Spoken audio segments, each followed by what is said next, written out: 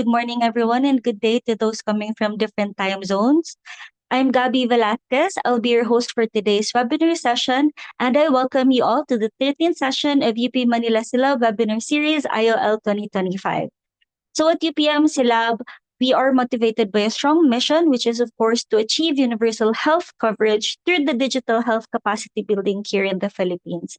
That's why in 2025, our focus is on empowering our community with digital health knowledge by launching the IOL 2025 weekly webinar series covering digital health and interoperability trends and challenges, especially here in the country.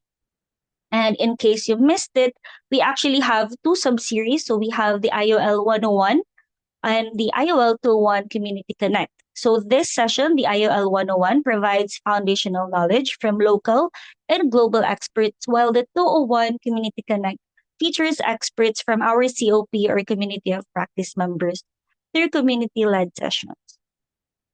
And during our last session, we held the second Community Connect, the 201, where we explored referral tracking systems for healthcare provider networks developed using a FHIR server.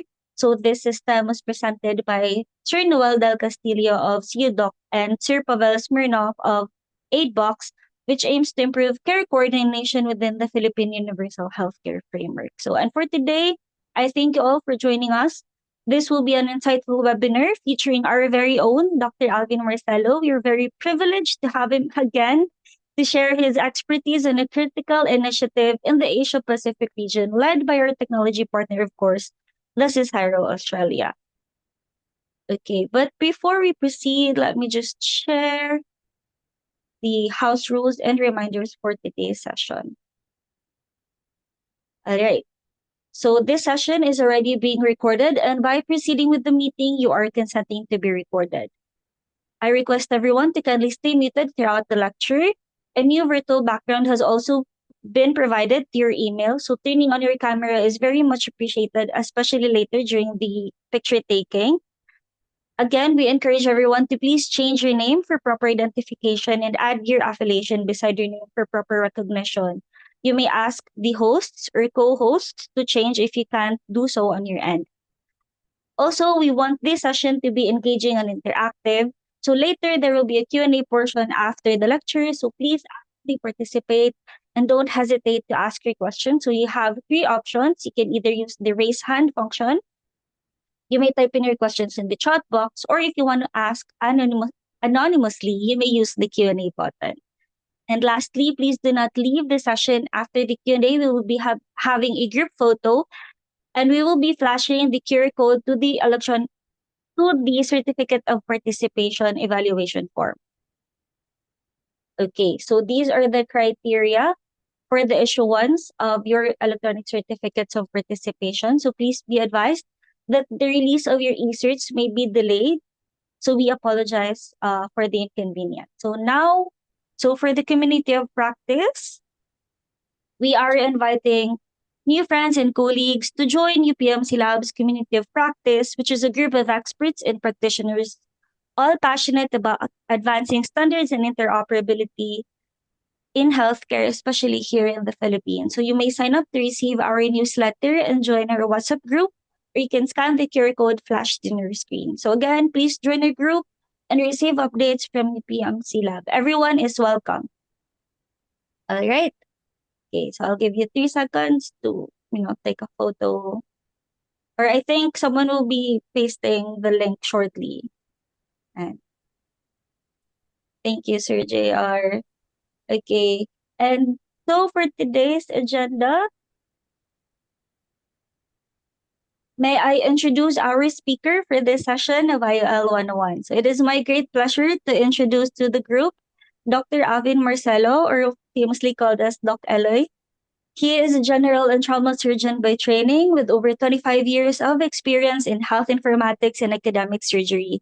He currently serves as the convener of UPM SILab.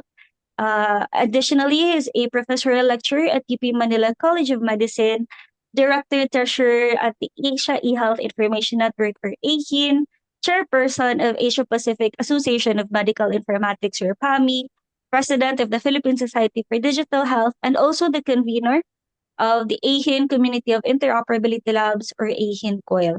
So at UP Manila, Dr. Marcelo held various roles, including co-establishing the Master of Science in Health Informatics program, and has conducted both local and international research in health and health information systems development.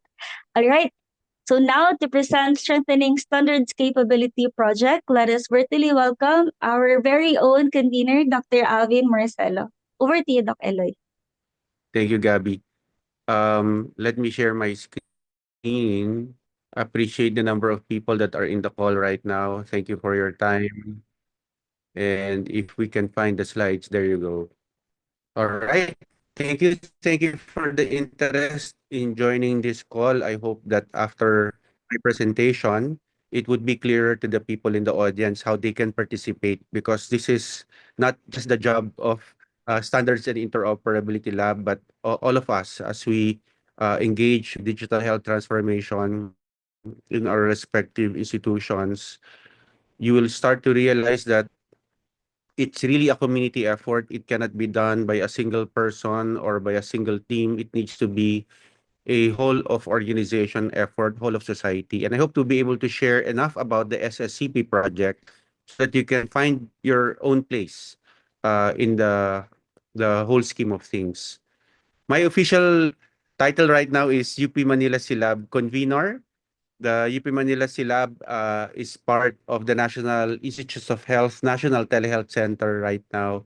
And our mission is to is to make sure that quality health data must be accessible to the right people, whether they are patients or providers, at the right place and at the right time for legitimate purposes. As you all know, we already passed the UHC law. In the UHC law, to be able to achieve its vision and dreams, we need to have portable data that follows the patient as they traverse the health system.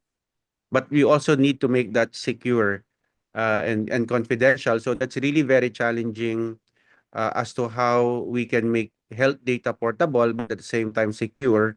And really, the first thing that we need to do is establish the standards. So here's the overview of the activities that we've had even before the SSCP project started, and we started brainstorming with our colleagues at CSIRO on how we can strengthen standardization, not just in the Philippines, but also in other parts of the Asia Pacific. So I'll go through each of these milestones in my slides.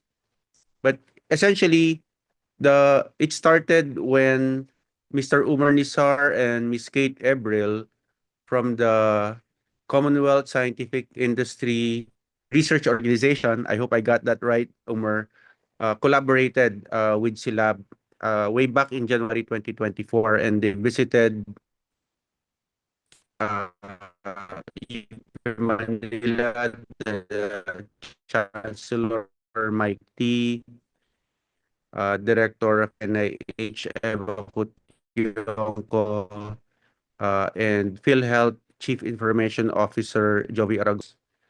When it comes to health data portability, interoperability, and what are the opportunities. And we learned here that the UHC law specified already in Section 31 that there will be established a national health data repository.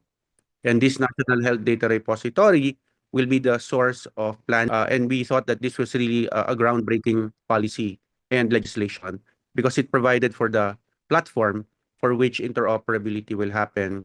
If you proceed further down to Section 36, it then says that there should be established integrated health information systems in the health facilities in the country.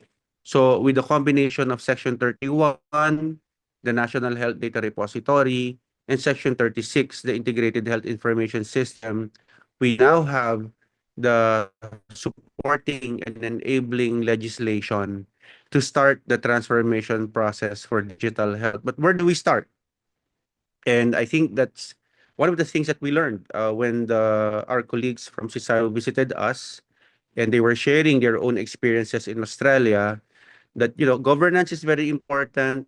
There must be an architecture or a blueprint, and that you should have people capable of learning and teaching what standards in health are all about and how to use them properly to achieve interoperability.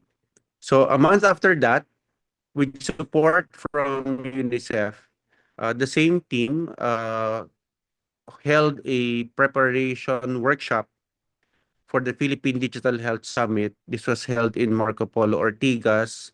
Our sponsor here is the DOH Knowledge Management and Information Technology Services Director May Velasco back then, and Mr. Aldrin Gonzalez from UNICEF.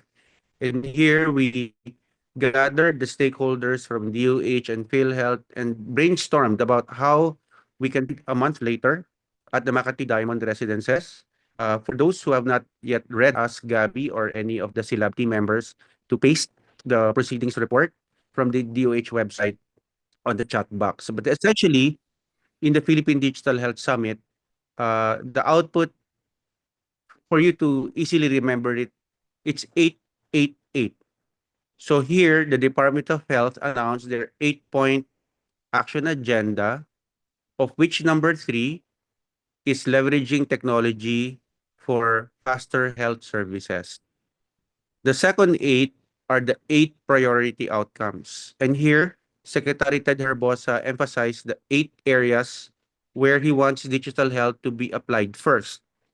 He did say that we need digital health in all of the DOH programs, but since we are just starting out, he wanted us to focus on these first 8 areas: immunization, nutrition, maternal care, hypertension DM, the non-communicable diseases, TB HIV, the communicable diseases, road safety, cancer, and water and sanitation hygiene. So for these 8 priority areas, DOH is requesting the participants of the Philippine Digital Health Summit and the audience that we have right now to start thinking about how we can digitize these 8 priority outcomes. The third 8 of 888 are the 8 tier 1 projects. I'll have a slide later on that, but essentially, interoperability is key to making sure that the 8 tier 1 projects are able to exchange data with each other. The 8 tier 1 projects are: number 1, DOH digitalization; number 2, health workforce registry; number 3, electronic medical records; number 4, the National Health Data Repository; number 5, the National Health Information Exchange; number 6, provincial and citywide health system strengthening; number 7, digital vaccinations; and number 8, health finance information systems. I've given this talk so many times, I memorized the 8 tier 1 projects already. But we can't do all of the 8 tier 1 projects all at the same time. So the priorities right now are the National Health Data Repository, which is being led right now by the Philippine Health Insurance Corporation, and the electronic medical records. And SILab is all about connecting the electronic medical records with the National Health Data Repository. Immediately after the Philippine Digital Health Summit at Makati Diamond Residences, we had a smaller meeting with CSIRO at Citadines, Manila Bay, thinking about how we can start translating everything we learned from the Digital Health Summit into a set of activities that we can do for the next 3 years. And so while we were thinking about that, we haven't really formally started the SSCP by then. It was supposed to start in July. We con- continued the engagement we had with DOH and PhilHealth. And here from April 3 to 5, I think this was one of the last activities of then Undersecretary Eric Tayag. We participated in the PhilHealth workshop on the core data for interoperability. Think of it like a set of all data that we need to collect, and consider as core to the Philippine Health Information System. So at the end of this workshop, we had a long list of data that we need for interoperability. Like last name, given name, middle name, birthday of the patient, address, barangay code. So these things were discussed in Balay Isabel, and a draft was formulated, which then became a common resource for both DOH and PhilHealth to start thinking about how to convert that into the corresponding HL7 fire profiles. So the NHDR Enterprise Architecture Workshop was called by PhilHealth. They requested for comments, and I'll turn off my video. They requested for comments, and they were able to establish the principles, the methodology, and engage a larger audience as we start the journey towards establishing the National Health Data Repository. By June, CIO Jovi, myself, and Mr. Francis Uy had been invited to the GitHub conference. This is Government Health IT Association of the Philippines in Baguio. And then by June 20 to 21, we started giving a basic and advanced course on interoperability to the Department of Health Epidemiology Bureau. So by July, we would be starting our SSCP project, Strengthening Standards Capability Project. And here I'd like to call on our partner in CSIRO, Mr. Umer Nisar, to give us a brief description of this project, which is implemented in the Philippines but has a regional reach. Umer, go ahead. Yes, thank you, Dr. Alvin, and I hope everyone can hear me. Just a quick thumbs up would give me. Thank you, Gabby. Yep. Thumbs up. Good. Okay, great. So before we get into SSCP, I would like to give a very, very brief intro of who we are. We are CSIRO. We are Australia's national science agency. We are one of the world's largest multidisciplinary science and technology organization. We operate around 58 sites globally with 6,000 plus staff m- mem members, and we have a state-of-the-art research infrastructure in not just only in e-health, but in other areas of the science and technology as well. We can move to the next slide. So the Strengthening Standards Capability Project, it was good to see that some of you know about SSCP already. And I'm very glad to see that many of you have been part of the events, the training programs, the connectathons, and the boot camp we arranged earlier this year and the last year. So what really is strengthening standards capability? And as Dr. Alvin gave us a very good history of events and input into designing the SSCP program and objectives.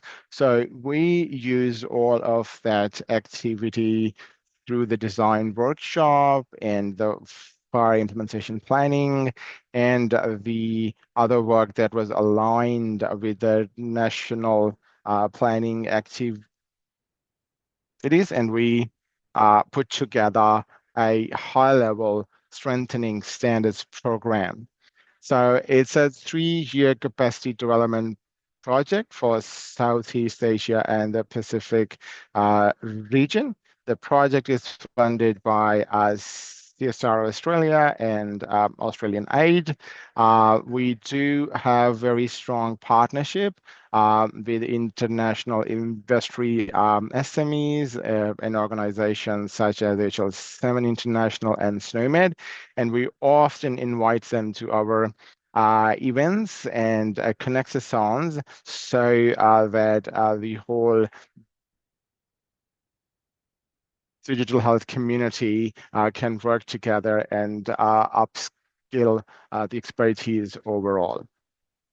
So what exactly is the project based on? So on the right of the screen, you will see that there are 3 broader objectives for the project.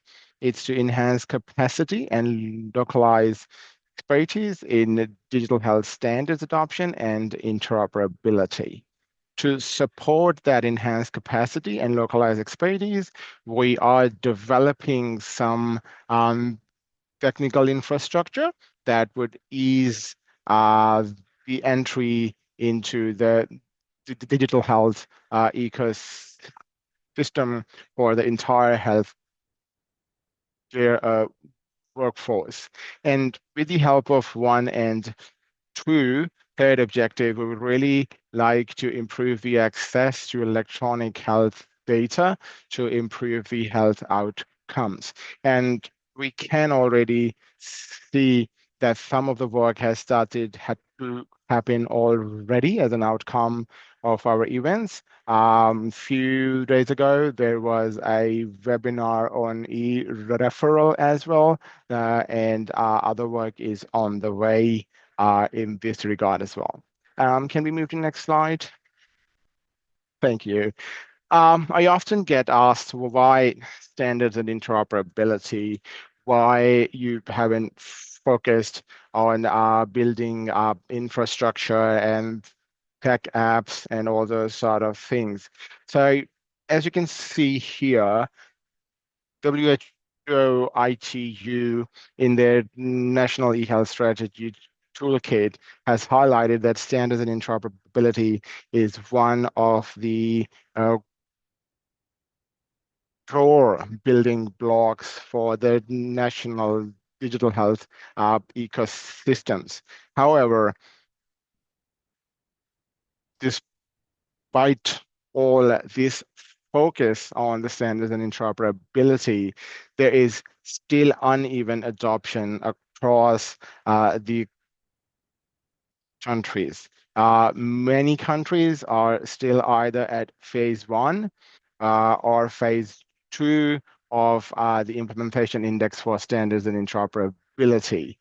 Some countries have some form of architecture for standards and interoperability, but again, overall adoption remains uneven when we look at it.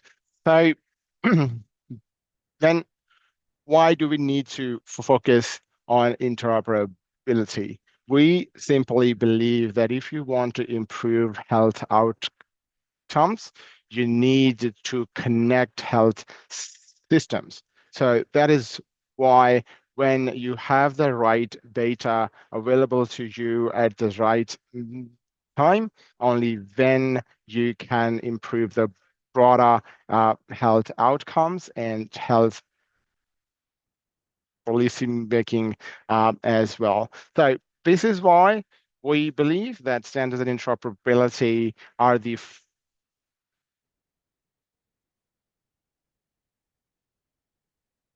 foundational building block, and hence our focus is on it. Yes, we can move to the next slide.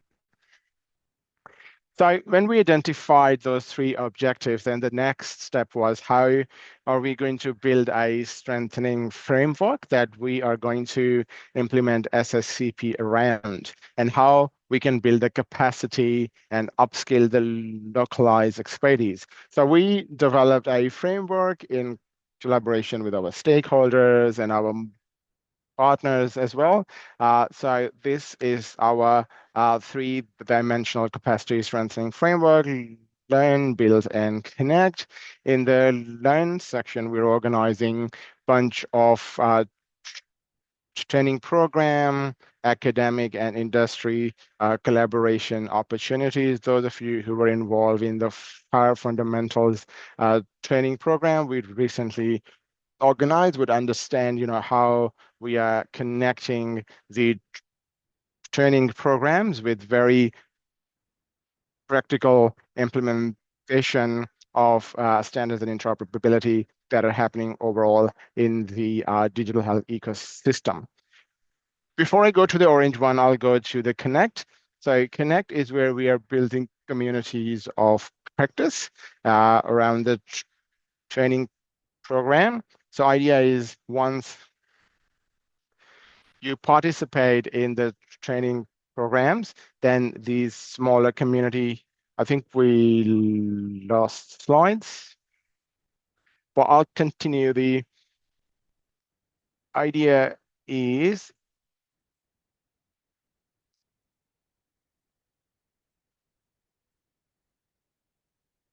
Debbie, am I connected? Yes. Okay, well, we're Apologies. back. I'm sharing the screen. No, Can you no. see the screen? Yeah, all good. We're back. So yeah, Okay. the whole Sorry idea about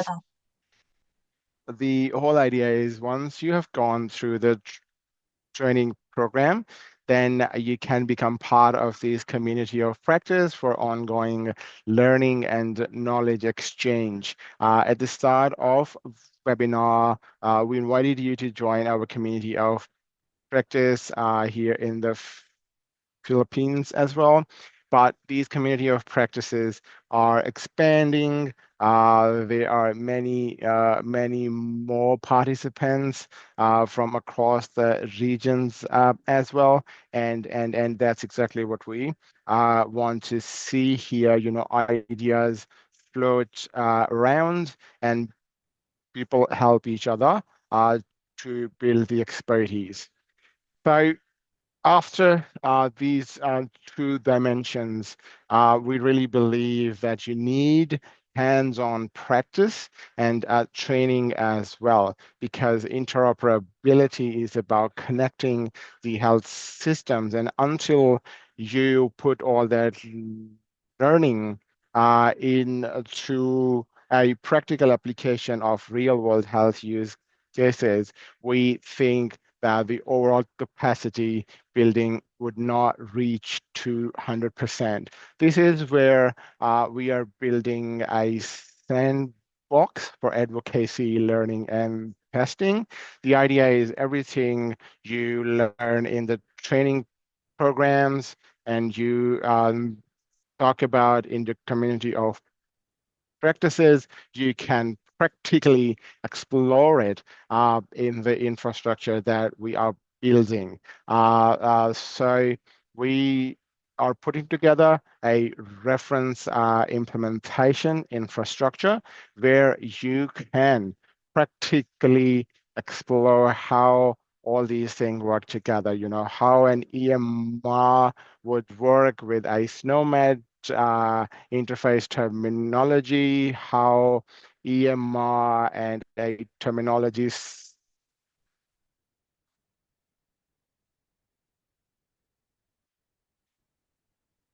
server connect in the big ecosystem of an HIE. So after this slide, I will unpack, you know, orange bit a little bit more. So yes, we can go to the next slide.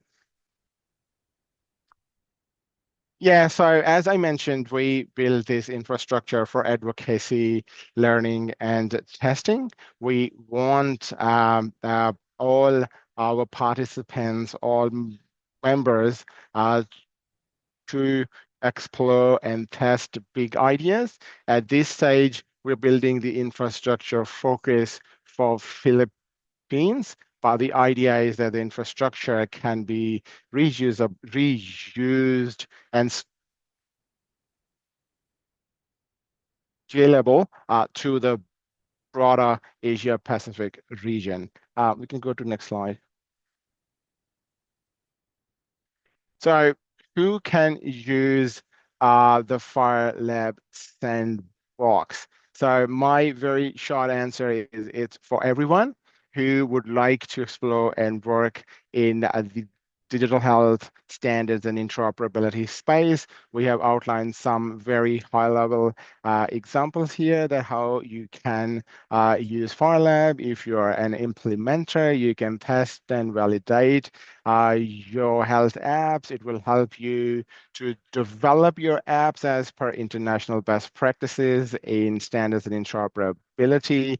If you are a trainer or a student, you can use FHIRlab for practical learning and retention of your ideas. There are hands-on scenarios, and the best part is because it's a non-production environment, you can play around it freely without any issues. Same way, if you are working in a healthcare workforce and you want to upskill your expertise, once again, you can explore how EMRs work, how you can standardize the data input into EMRs, and how an EMR can connect with the broader HIE ecosystem as well. We hope the FHIRlab will also help policy makers to make the right investment in technology decisions, and they can actually test and explore ideas before planning the production environments. We can move to the next slide.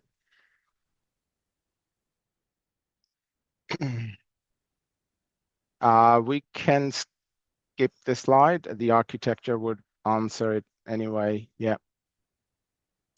Yeah, so this is a very high-level conceptual architecture for the FHIRlab. Those of you who are familiar with OpenHIE framework, they can see that there is some form of similarity here. That is because majority of the countries in the region are aligning with the OpenHIE framework.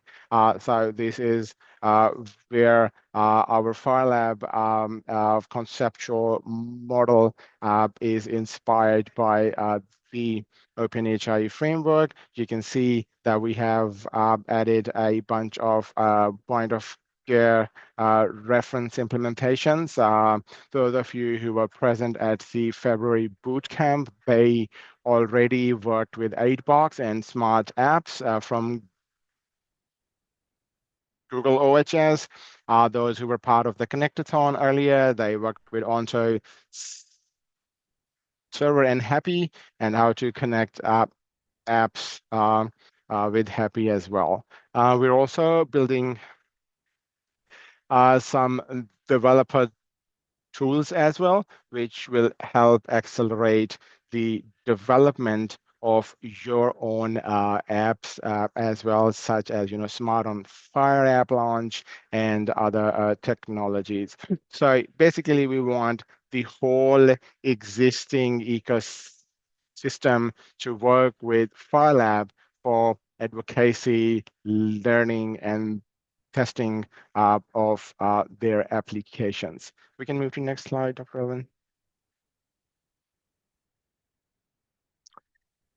And as I mentioned earlier, the February bootcamp, we actually used FHIRlab at the bootcamp to explore some of the proprietary use cases for Philippines, as Dr. Alvin mentioned earlier, 8 of 8. So some of these are from those 8 priority areas: immunization, maternal health, nutrition, and non-communicable disease. So we used FHIRlab and offered it to all the participants so they can build very basic, simple workflows using FHIRlab technologies for an end-to-end health data exchange workflows. So we had very good support from Open Health Stack, Google, and other partners such as 8box and Vita EMR as well. Very quickly, what we did in the bootcamp is first step was we identified what data is required that needs to be captured. Based on that identified data, we developed some FHIR based forms using structured data capture. We use those forms in 8box to collect the data. Then some of the participants use those forms to build their own small apps on Google Open Health Stack as well. And finally, then we use SQL on Fire for data analytics and how we can build dashboards. So this is a very good example how FHIRlab can be used for learning, advocacy, and testing. And I would really request and encourage everyone to explore what and how you can use a FHIRlab in your own environments. We are open to all ideas, and we would like to work with everyone to, upskill overall health standards and interoperability ecosystem for the entire Asia Pacific region. We can go to the next slide, and I think that's my last. There we go. As I said, standard and interoperability is foundational to all health systems. And if we want to improve health outcomes, we need to have connected and resilient health systems.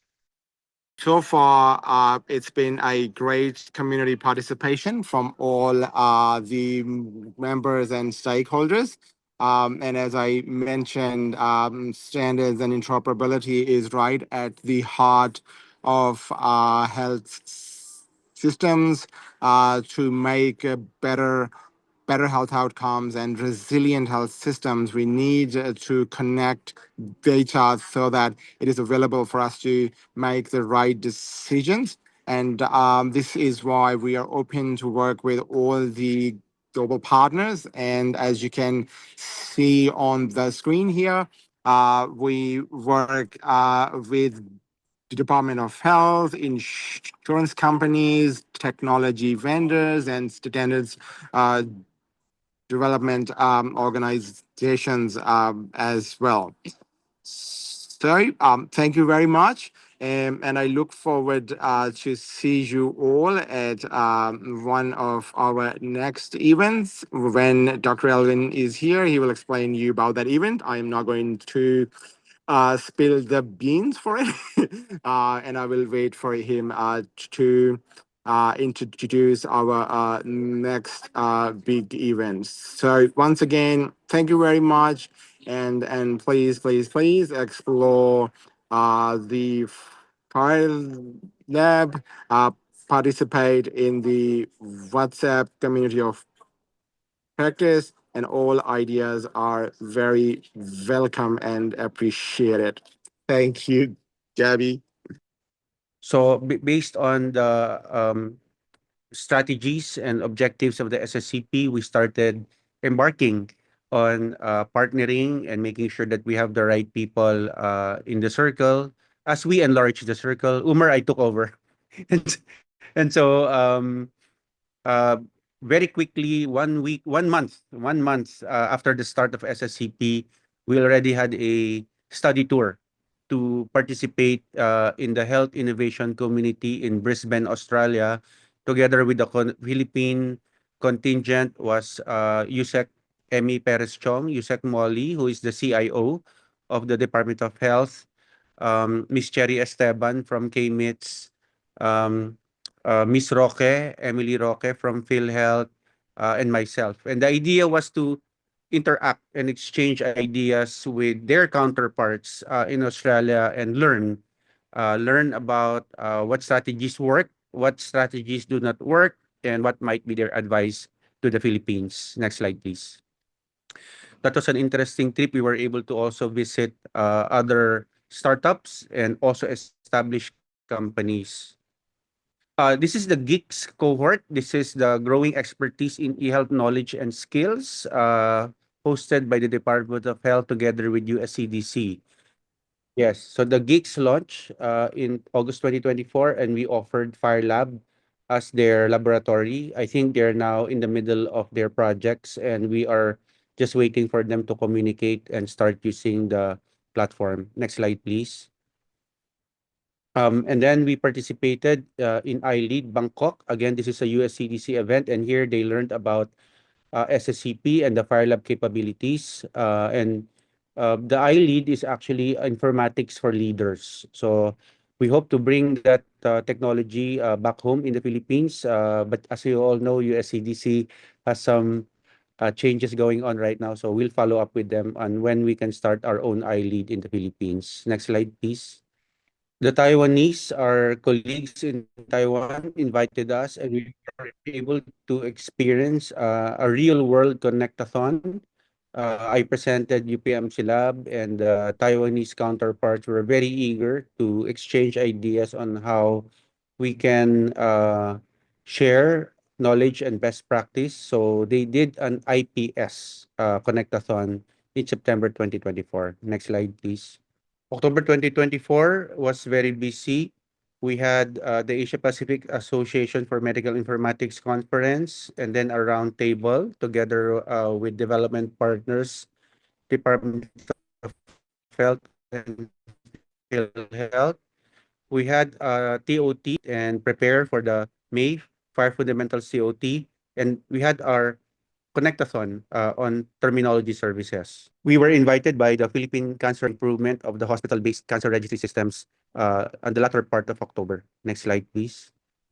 Paulo has been very busy as well in Zamboanga, giving talks to the emergency nurses and also to the UP Manila College of Nursing. Next, please. And then Umer and I participated in Colombo, Sri Lanka on the Open Health Information Exchange Community Meeting. We had a big contingent from Nepal and also Thailand. Next slide, please. By November 2024, there was a launch already by PhilHealth on the National Health Data Repository website. And then I was invited to give a talk at the Philippine Academy of Ophthalmologists. So these are all opportunities to inform the local stakeholders about the availability of the SILab resources. Next slide, please. By February, we had our boot camp. We had Google, we had Aidbox, and other partners sharing their tools and showing us how interoperability might work in a laboratory setting. Next slide, please. Here, Secretary Ted Herbosa was a participant. Next slide, please. Then we had our fundamentals and workshop training at Zamboanga City Medical Center. So if you are interested in having your own training on site, please contact us after this call and we'll let you know how to do that using your Petru or Petro funds. Next slide, please. And then Umer and I, together with the father and inventor of Fire, Graham Grieve, and Michael Lawley and Kate Evril, we were together in Fiji. Again, part of the SSCP project because part of the SSCP is extending standards and interoperability capability at Pacific Island countries. Next slide, please. Last week, we had our Fire Fundamentals training. We had 20 participants from DOH, PhilHealth, and some local health information systems providers. Next slide, please. So what's next? Next slide. What can you do now that we have started to establish these solutions? Next slide, please, Gabby. You can join every Wednesday, 9 to 10 a.m., our interoperability webinars. Later on, we'll have a quick poll on what topics you might want us to cover. You can request for on-site. Okay, so you can suggest a topic or a speaker by email, or later on, we'll have a mentee. Next slide, please. You can watch the recordings of our past Connectathons. We'll share the link later on. You can request for on-site SILab training. Again, email us and we'll send you our prospectus. Next slide, please. And join the SILab community of practice. We provided the link already earlier on. So maybe, Gabby, we can go to the mentee survey just to get a sense of what topics are important or whatever from the previous slides or packages that they heard that would be interesting to them. But before we do that, I almost forgot the important thing that we'll have a June Connectathon this June 16 to 17. It's space is limited. Fortunately, we cannot accommodate all of you in the call right now, but definitely we can provide you updates and the proceedings from this Connectathon. Next slide, please. All right. Thank you so much again, Doc Eloy and Sir Umer. And now I'm opening the floor to Q&A. So do we have any questions from the group? Okay, so Doc, we have here a question. what would you say are some, if any, major barriers to standards adoption in the Philippines, either from the governance side or health facilities or practitioners? I think we always thought before, that once the standards are published, that we will be able to achieve interoperability. It's not true. The first step is publishing the standard. That's very important. The next step is educating the people who will use the standard, why it's important, and then giving them the tools and the capability to use the standard and see the benefit themselves, no? And that's why we formed SILab, because um, it's almost impossible. I mean, the standards have been coming out of DOH and PhilHealth for so many years already, but no one's actually implementing them. No one's adopting them, because really the question is, where do we start? Where are the endpoints? Where is the URL? Where is the file server? What is the data format? And those are all valid questions. And that's why we formed SILab, so that you will have a resource. Now you can ask these questions. We might not know all the answers, but we can ask DOH and PhilHealth to clarify the standard. What do you mean by this? What do you mean by that? And then every Wednesday, we can come together in the IOL and we can talk about these things and get updated on what's happening in the standards and interoperability arena in the country. So please join the community of practice, because this is where you will get updates, the latest from DOH and PhilHealth and SILab on interoperability. Gabby? Thank you, Doc Alvin. So we have another question here. Can we participate in this 3-year project of CSIRO in the Philippines? We are from the regional area copies book. Yes, you can. Please email us. We have rollout plans for year 2 and year 3. And if you're interested to host some of these road shows and caravans, then of course, because you've expressed interest, we'll consider you first as we roll out. We'll do Luzon, Visayas, Mindanao, definitely, for year 2 and year 3. Gabby? Yes. Thank you so much, Doc Ale. So are there any questions from the group before I read any question if there are any? So I just like to read Sir Noel Manuel's comment po. So thank you for sharing your knowledge. Very helpful for my personal growth. Congratulations to all the organizers for a successful webinar today despite the internet connection. So thank you so much, sir, for appreciating our webinar session. Ayan, so are there any questions from the group? I think we're a bit over time, but I think that's primarily because of the internet problem we had earlier. Yes. So if there are none, okay, you may email UPM SILab for further questions na lang. Okay, let me share back my screen lang po. Where are we?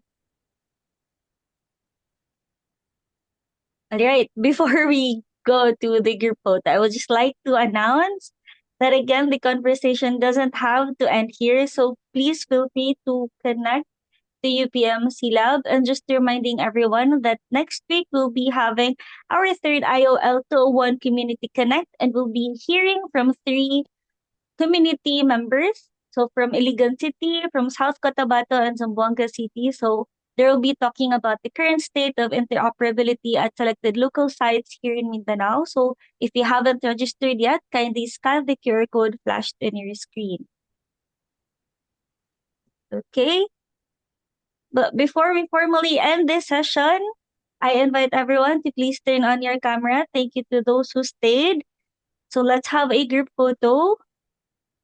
Let's take a photo in 3, 2, 1. Okay, I think this is what you guys have been waiting for. So to receive your electronic certificates of participation and for us to improve our next sessions, kindly answer the evaluation form flashed on your screen on or before 12 noon today. So that brings us to the end of today's session, the Strengthening Standards Capability Project. Again, this SSCP is our collective effort to build that foundation, the frameworks, the best practices, the community, the commitment to quality and standards. And of course, these are the very building blocks of good governance. So I hope we carry this momentum forward.